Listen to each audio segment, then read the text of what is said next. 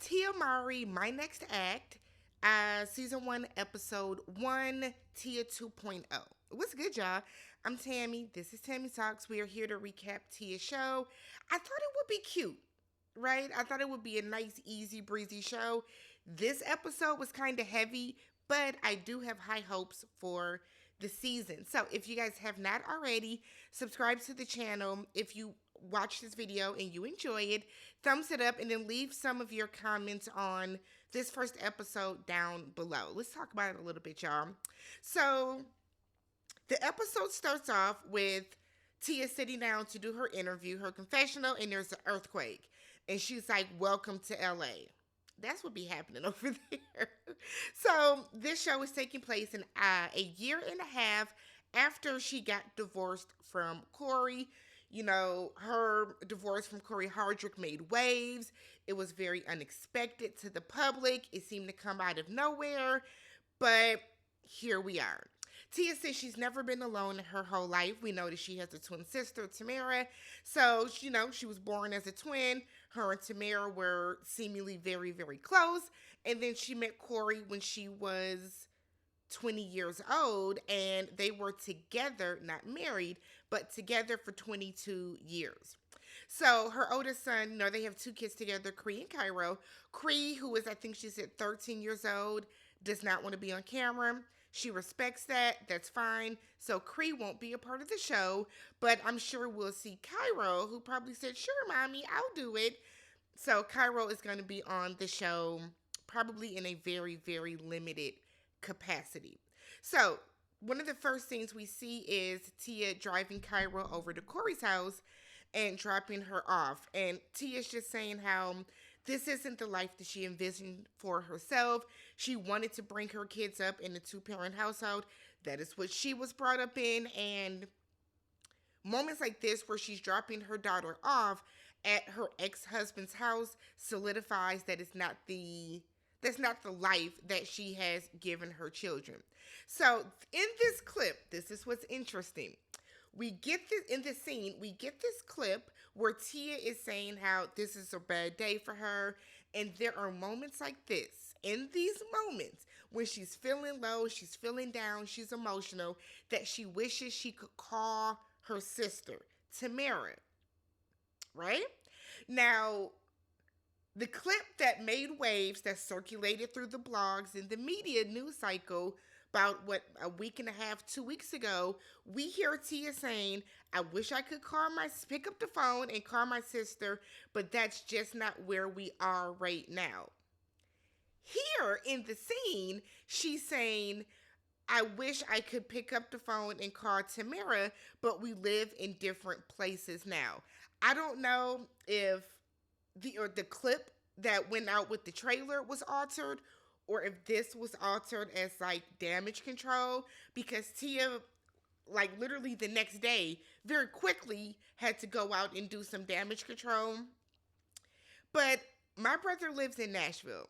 I am here in Milwaukee. We are 9 hours away from each other. And if I feel like I need to talk to my brother, I can pick up the phone and call him, and our distance means nothing.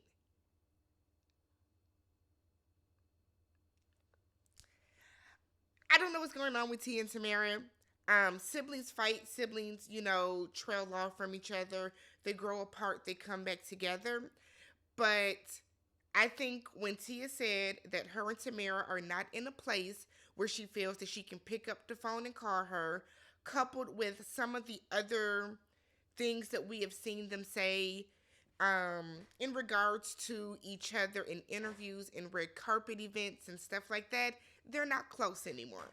I mean, they're clearly not close. Tamara is not on the show in any capacity, but we see that. So that kind of doesn't make sense. I am wondering what happened. Not with them per se, that's their business, but what happened with these clips? Now, did y'all alter that initially to try to get buzz for the show? That could be something. And then Tia was like, okay, let me hurry up and fix this. I don't know. But she calls her friend Natasha, who is a fellow actress, and tells her like she doesn't want to be alone, but she is headed to set. So her friend Natasha comes to see her on set, and they start talking about that very awkward red carpet hug that we saw Tia and Corey do, which again made the news cycle. Okay, so they were at an event. We see them on the red carpet. They see each other, and the hug was it awkward? Yeah, it was a bit of a like a stutter. Do I think that it was blown up a little bit? Absolutely. Of course, it was blown out of proportion, but that's what the media does. So Tia is explaining that it is just the first time that they had seen each other since the divorce on a red carpet.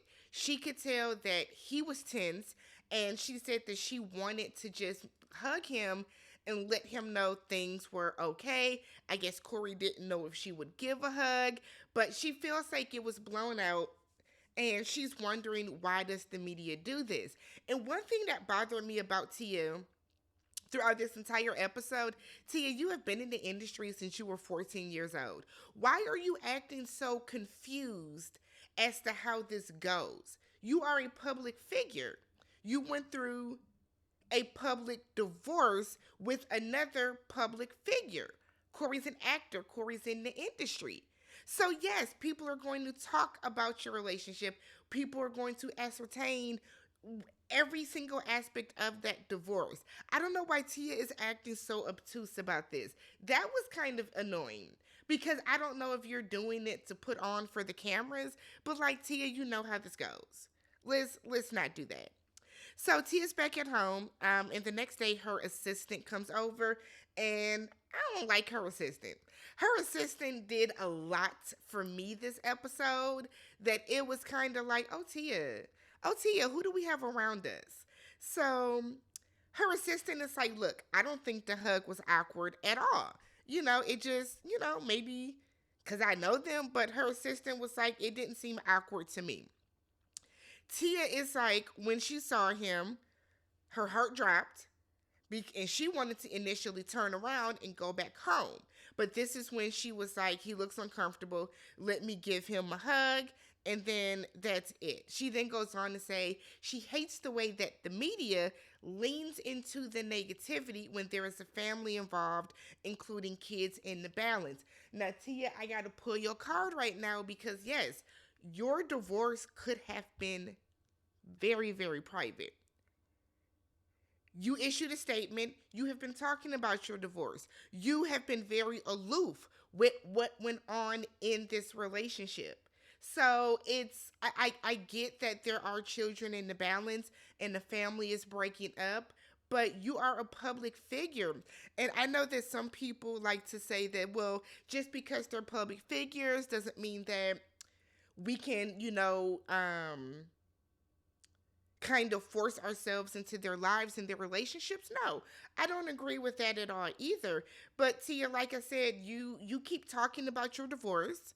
You keep talking about, you're lonely. Y'all won't say what the reason was. Corey has said he doesn't know what the reason was. Y'all issued a public statement.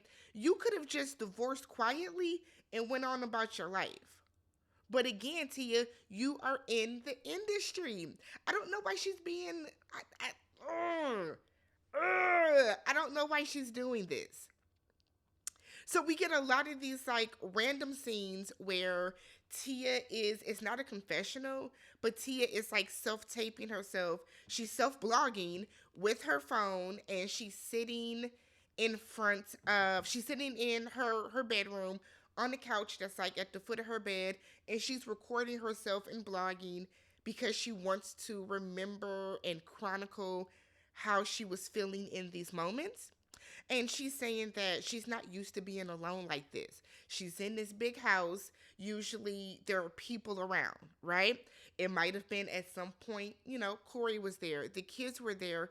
Tamara might have been over with her kids. Maybe one of her brothers, there's four of them. Maybe one of her brothers had been over. Like, she's used to having people in the house. And now that it is so quiet, she just doesn't know what to do with herself. So Tia has probably never lived alone either. I think that might be the kicker. So she invites her friends over for a wine night, and her assistant comes back, which, Okay. So her assistant comes, Alina comes, who is a friend that I guess they met when they lived in the same apartment building. But Alina comes over. They've been friends since, I think she said since Alina was 5.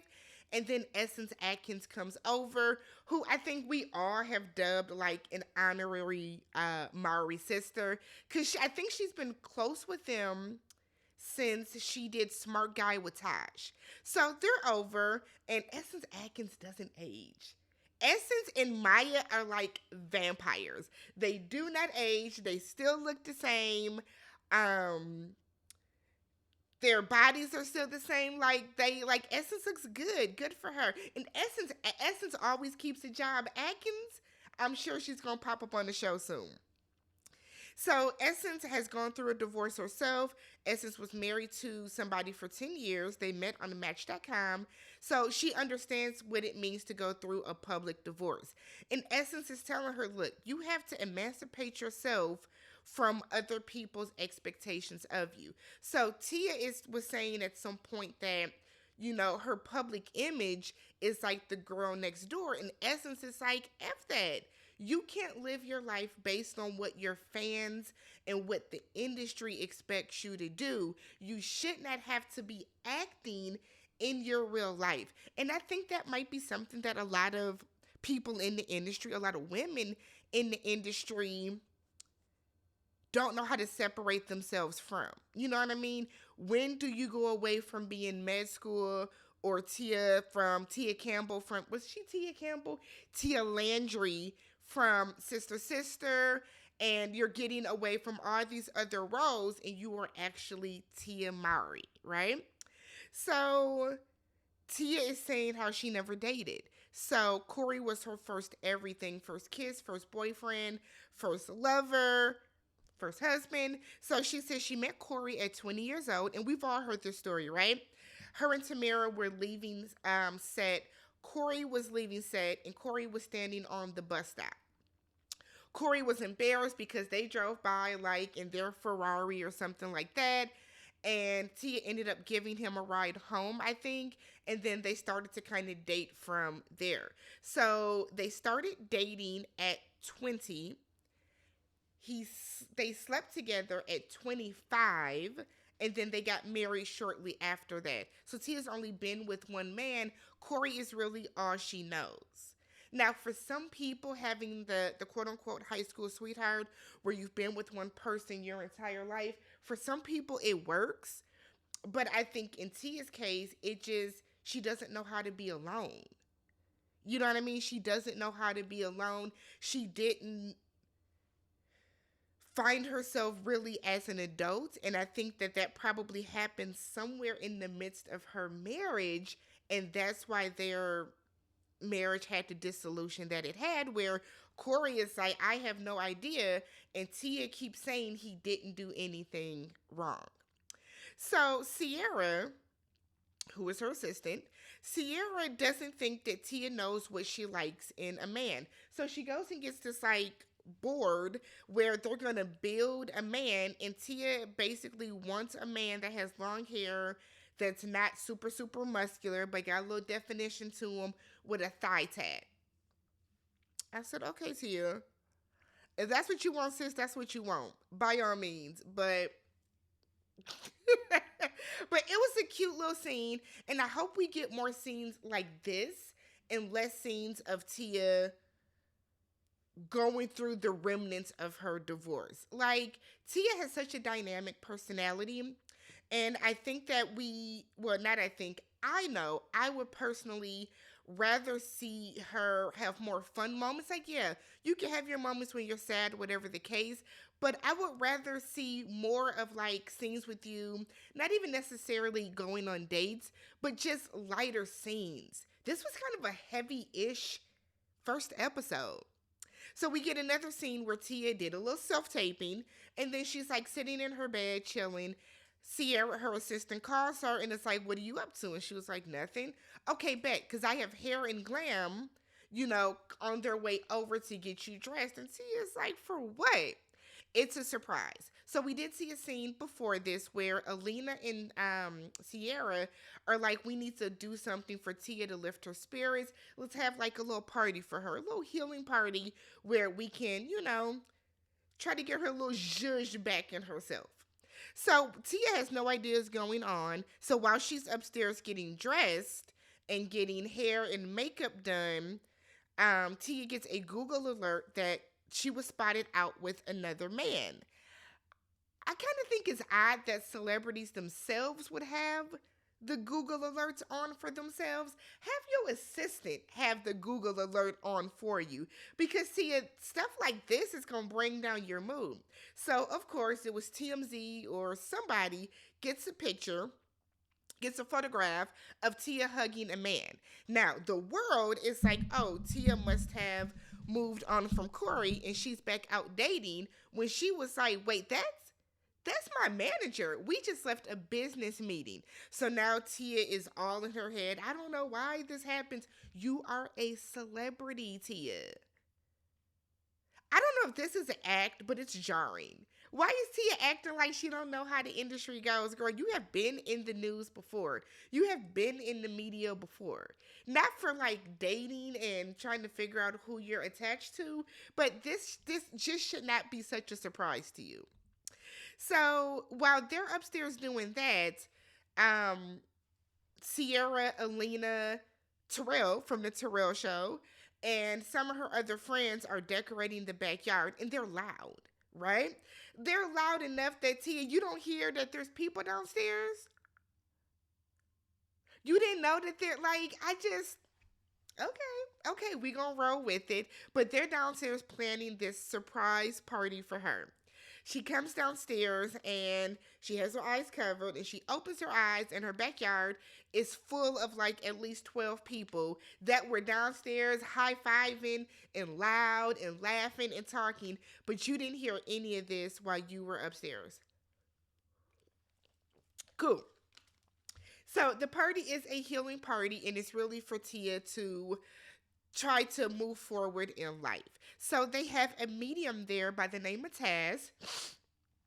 Taz is actually the same woman that was on the last episode of The Braxtons. So she's the woman that Tamar, the medium that Tamar met up with, who apparently she's been working with for a couple years, that was able to channel Tracy for her.